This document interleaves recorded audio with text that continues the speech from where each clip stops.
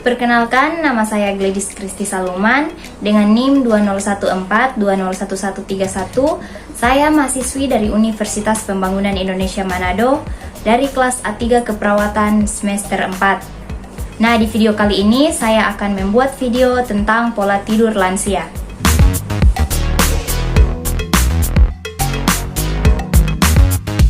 Anda tentu sering mendengar bahwa orang dewasa membutuhkan 7 hingga 9 jam tidur setiap malam.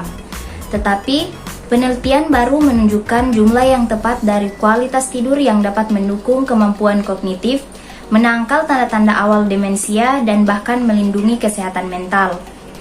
Orang-orang yang mencapai usia parubaya dan lanjut usia juga memerlukan tidur yang cukup sebagaimana orang-orang di usia muda.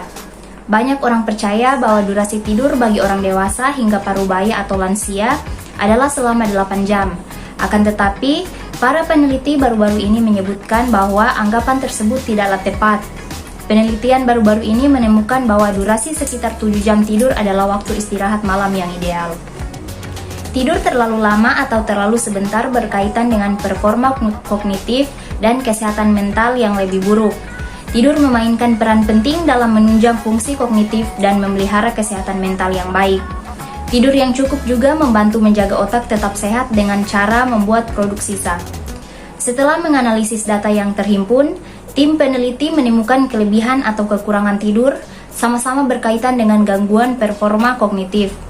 Gangguan ini bisa berdampak pada kecepatan memproses informasi, atensi visual, daya ingat, dan kemampuan penyelesaian masalah. Durasi tidur yang optimal untuk kelompok usia parubaya dan lansia adalah 7 jam per malam.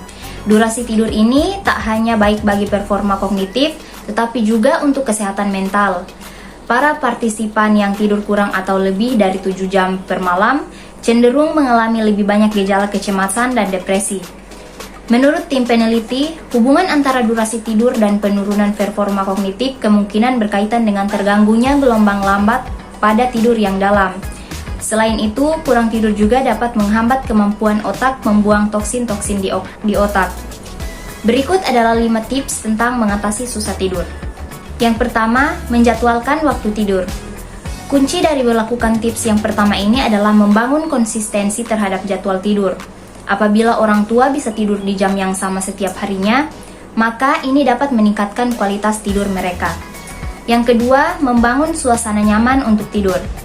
Biasanya, lansia akan cenderung mengalami kesulitan tidur jika suasana di ruangan tersebut terkesan tidak nyaman.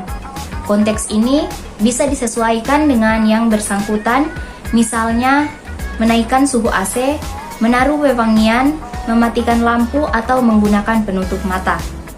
Yang ketiga, olahraga rutin. Kegiatan fisik juga merupakan faktor penting yang dapat menentukan intensitas kualitas tidur seseorang. Orang tua atau lansia sebaiknya rutin berolahraga yang ringan-ringan saja, seperti jogging, berenang, aerobik, atau sekedar jalan santai. Pilihan olahraga ini bisa diatur sesuai dengan keinginan.